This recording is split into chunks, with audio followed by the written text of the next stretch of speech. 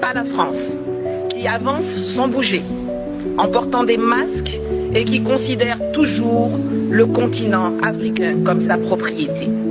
L'Union européenne a sanctionné Nathalie Yamb, l'accusant d'être terroriste et de manipuler l'information.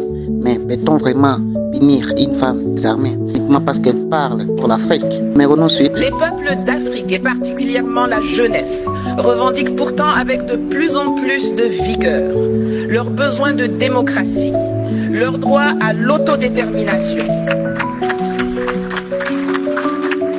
le droit de décider avec qui ils veulent commercer, avec quoi ils veulent payer ce commerce, sans qu'on les place sous la tutelle d'une ex-puissance coloniale qui se présente toujours sur la scène mondiale comme notre porte-parole et notre avocat. L'Afrique, Mérono Suisse, militante panafricaine nommée la Dame des Sochi depuis 2019.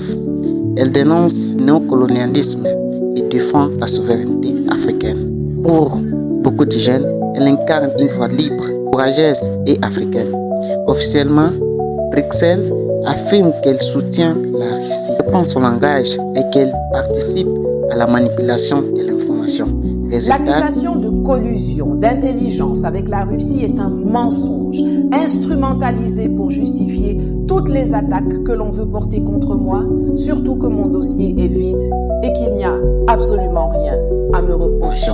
Résultat, gel de ses avoirs et l'interdiction d'entrer en Europe. Des sanctions ont été créées pour viser des menaces hybrides, guerre de l'information, cyberattaque, opération d'influence, mais là, elle frappe une femme sans armée, dont le seul outil est la parole. Et nos banques en ligne ont été bloquées, mes comptes eux-mêmes bloqués, mes cryptos inaccessibles, mes comptes PayPal et GoFundMe fermés, tout comme mes comptes Amazon, Airbnb, Booking, Deezer, eBay, des contrats annulés.